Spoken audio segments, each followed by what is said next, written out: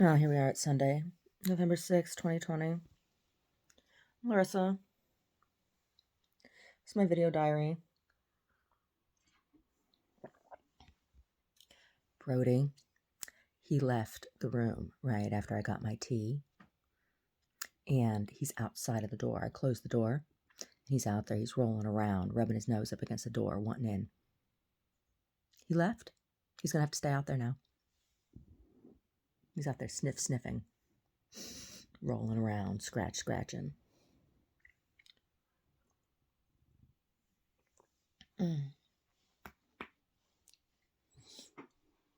So, maybe he thinks he's protecting me. Right. So, Twitter, I have to say, I'm so pleased. I am. I'm so very, very, very pleased.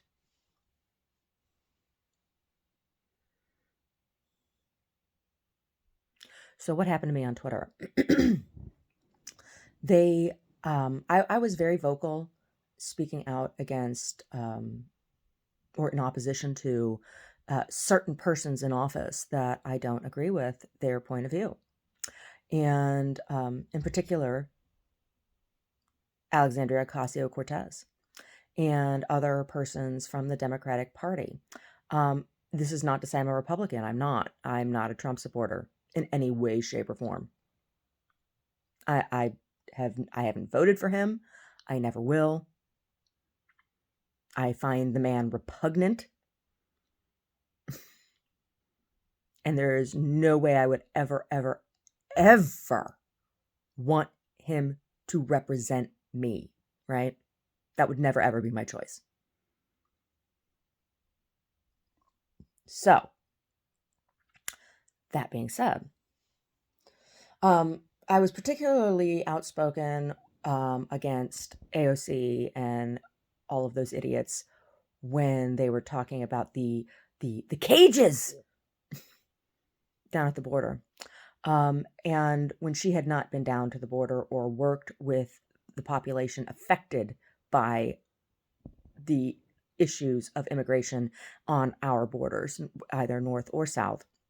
I have worked with trafficked youth, young women. I have worked with trafficked young women who ended up as violent offenders in our justice system. Incarcerated children, incarcerated violent offenders. Is that to say that everybody who comes over our border is a violent offender? No. But if you're willing to sneak into a country and break a law in that way to illegally immigrate into any country, right? You're coming from some traumatic experience, right? There's some trauma that's happening that is not generated by living here, right? It starts before you get here. You're already vulnerable, right? And the young women that I worked with, one had been repeatedly raped by her uncle, had been trafficked by her uncle. That's why they were trying to figure out if, in fact, all of the children that were traveling with adults were those adults were their legal guardians, because this has been a huge issue with children being trafficked for sex trade. Yes, it's a real thing. And the cartels, they use particularly these little girls as commodity, right? And it creates this horrible violence. And all of the young women that I worked with, like I said, were violent offenders. There was one young woman who had beaten another girl to death, right? She was a murderer. She was a child. She gave birth in prison. I can acknowledge the heinousness of her act and also acknowledge that she was a made monster, not a born one. Right? And that monster was made by the vulnerability of herself through illegal immigration.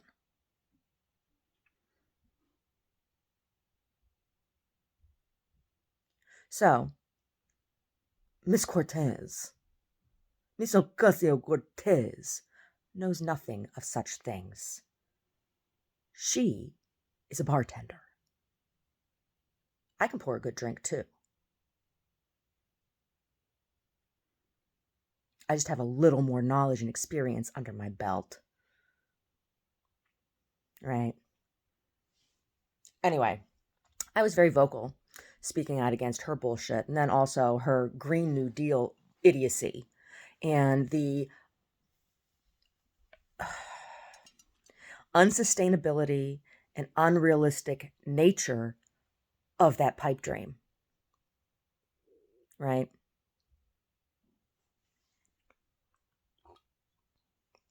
So I spoke out against her. And I'm an environmentalist. I'd like to know, like, how much science does she actually understand? None. None. And it's evident. And it's evident by the way she speaks, what she says, and what she backs. Right? So, I spoke out against her. They didn't like that. And then there was I got banned on Twitter. I had a number of people who had been DMing me, claiming to be celebrities. There was one who was a crown prince of Saudi Arabia. There was one who claimed to be Prince Andrew from the United Kingdom. There was one who claimed to be a very, very high-ranking U.S. military general. There was one who claimed to be Andrew Bogut. There was one who claimed to be Jason Statham. Do I believe that I was actually chatting with any of those people? No, I don't. Right? And I didn't then. But the one who the Saudi prince, the one who claimed to be a Saudi prince, was like, "Oh, I should like to have a wife like you." I'm like, "Oh yeah, right, Coldplay and fucking hell." Then the one who who claimed to be Prince Andrew, he kept on calling me my dear, you are safe here with me, my dear. And I said to him, if you would like to speak with me, you may address me as Madam, Mrs. DeRoog, or Larissa. I am not your dear. And he continued, and I was like, "Oh, not talking to you." And so I didn't correspond anymore with him. And then the military general, I'd been posting links to some articles about some military campaigns, some things that were going on, and I had some different perspective than what was being. And these were stories that weren't getting mainstream coverage, right? That was stuff about weapons caches and small conflicts and, well, obscure conflicts in places like Eritrea and Ethiopia and what was the other one? It was another African country. And also Crimea and things that I was watching. And he direct messaged me and said who he was, and he's like, "How do you know all the military stuff?" And I was like, I'm like, "What do you mean?" And I said, "What do you mean?" He's like, "You seem to be very, very, very well versed in military etiquette or something." I can't remember how he put it. And I said, "Well," I messaged him back. I said, "Well," I said, "both of my grandfathers were in the military, and I was very close with them. And my one grandfather in particular taught me a lot about military tactics and strategy." And I said, "And I've been following these events, these political events, for a very long time, stuff in Eastern Europe, and not just Ukraine, but other places in Eastern Europe." And he was like, "Oh," he's like, "Well, you are a person of interest." I said, "For what?" Then there was some bitch who was accusing me of being a Russian spy. She's like, "You have Russia all over your face." I'm like, "I was born in the United States. I just happened to have the name Larissa." She's like, it was very bizarre. And then Andrew Bogut, the person who said that they were Andrew Bogut, he direct messaged me, and he was like, hello, babe. And I responded, I said, babe's a pig. And he was like, hello, babe. It was bizarre. He's like, what if I told you that my wife and I were separated? And I sent a message back to him. I said, I'm very sorry to hear that. I said, that can be a very, very lonely time. I said, I'm a Reiki master teacher and I can offer you Reiki services that can help you deal and process those emotions during this difficult time. Totally serious on my part. Then I get some fucking email from somebody claiming to be Andrew Bogut's a manager, wanting $1,500 from me to have my photo taken with him at a hotel. I'm like, excuse me? I'm like, no.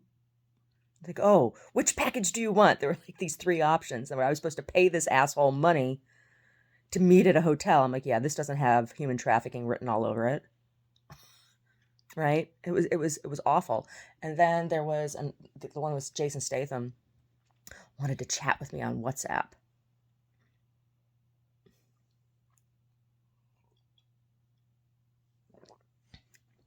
Yeah. I don't know what the fuck he really wanted or who he was. Gave me his phone number, had a state of Georgia area code. So it's all kinds of bullshit. And then I was on some thread where they were talking about women's health care, and I get so sick and tired of trans women acting like they can talk about my fucking healthcare needs because they can't.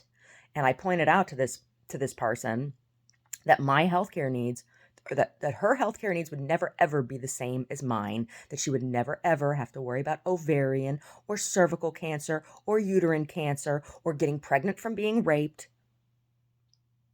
And so, just pointing that out. Well, I got accused of hate speech for pointing out the simple biological fact that this cunt was never going to have to worry about the same fucking shit I have to worry about. Boo fucking who, bitch. Boo fucking who. So they banned me after that, and they told me I had to take down my post, and I refused to do so. I said, no, there's nothing inaccurate in what I said. I did not call for violence upon this person or tell this person that I wouldn't call them she or anything like that. I just pointed out the fact that no, don't talk about women's health care because you don't need women's health care. You need hormone shots to maintain your titties. That's all. Right? It's not the same thing, right? HRT for menopausal women is not the same thing as getting hormones for gender reassignment. It's not the same thing at all. So I got banned after that. And then eventually it took like a year. And they were like, oh, you can come back to the platform. I was like, oh, really? Can I? Can I come back to your platform? Can I? Oh, can I be back and part of the club? Oh my God, can I? Ah. Fuck you, Twitter. Fuck you and your dumbass employees. I wrote a letter to Jack Dorsey. I sent him a handwritten letter, and I posted the content of that letter on my website, which also got hacked. Right? Never answered me. I demanded a reason for my ban, and I received no answer. And I was being attacked. Yeah. For no good reason, other than my political view did not suit leftist extremists, even though I'm pro-choice, right? No, I was too much of an intellectual threat to brainless dipsticks like AOC. So, I don't feel bad for any of you losing your fucking jobs at Twitter. Not one of you. And I don't feel bad for any of you who are whining and complaining about still fucking working there. Oh, we don't like it. Then fucking quit. Then fucking quit. You're welcome to fucking quit. But if you quit, you are not entitled to unemployment benefits. Is that the problem?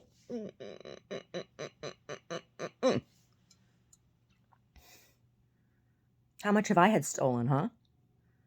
Right? How much have I been screwed over? I'm not saying that I'm special, because I'm sure as hell not the only one that this is the experience for, right? Right.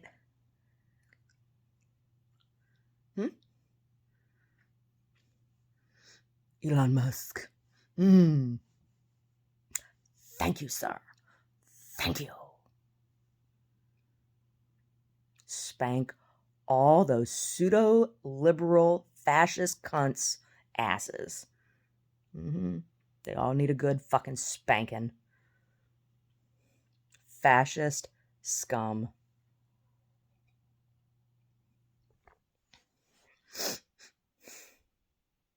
That's how I feel. That's how I feel.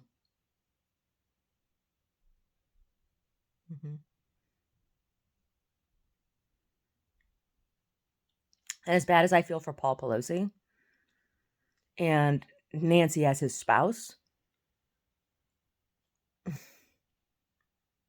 kind of put yourself in that position of being that kind of target, right? With some of your policies. Am I saying that that was deserved? Absolutely not. Am I saying that I want anybody to behave in such a manner? No. I'm an assault survivor myself. At the hands of the leftist state. Right?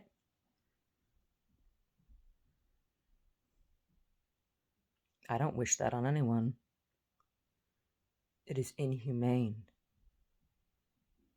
But I understand. I understand where it came from, huh? I understand.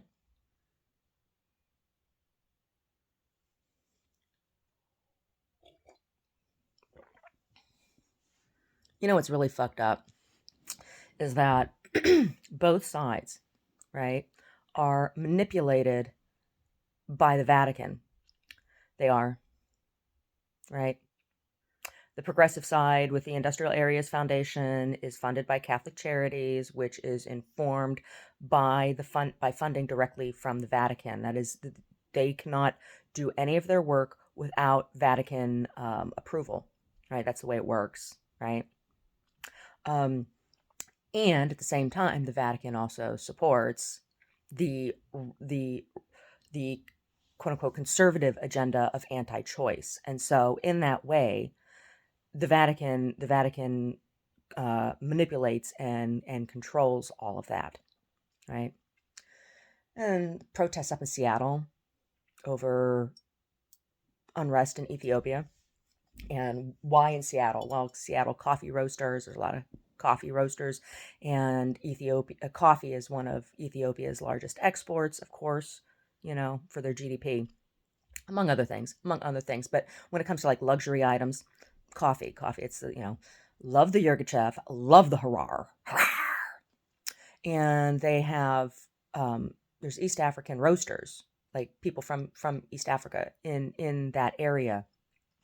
So they're up there protesting because there's been political unrest in Ethiopia and Eritrea now for quite some time, and it has been.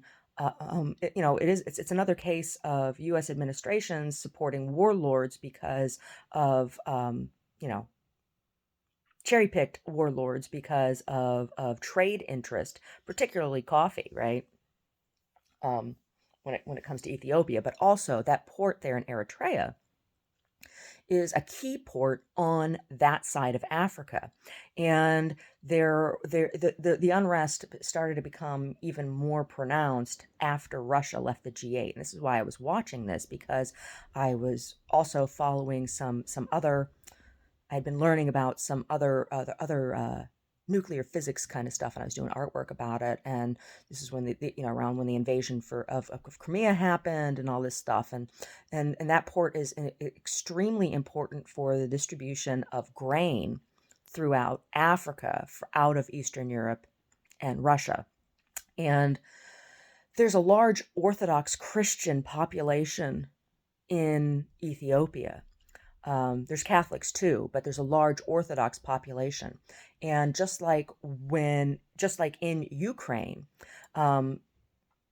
Russia was able to stir local animosities through infiltration of and indoctrination and manipulation, propaganda manipulation through Orthodox communities. And that was done strategically, particularly with Eritrea or Eritrea, however, some people say Eritrea, some people say Eritrea. I don't know. I'd have to ask an Eritrean or an Eritrean what the correct pronunciation is. So Ethiopia doesn't have access to that port except through Eritrea.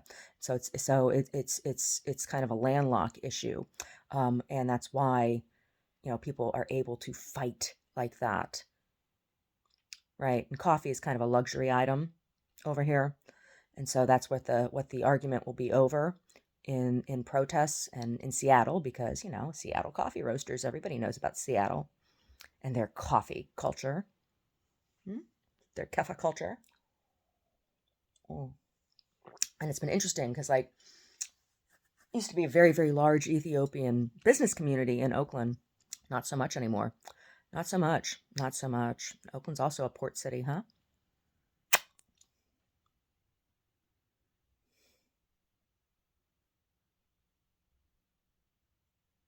It's going to be interesting to see.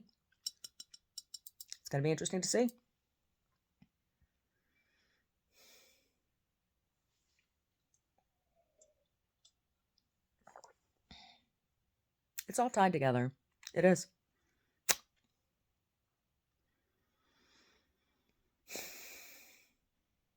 I said I clean the house today. It's kind of dirty and dusty.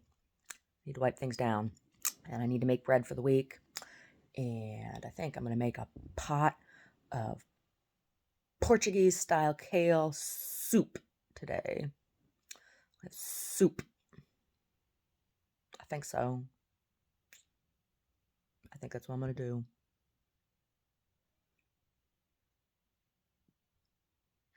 Anyway, this will be the first bread I have baked in my oven since it's been refabbed.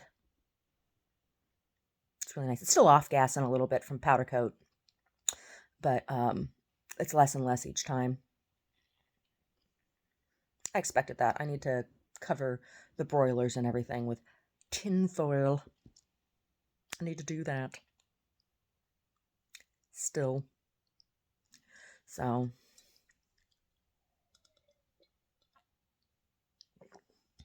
I'm not a spy. I don't have any special information from anyone. I don't talk to anyone. I just have experience, and I have brains in my head. Makes me inconvenient. Inconvenient to a lot of people.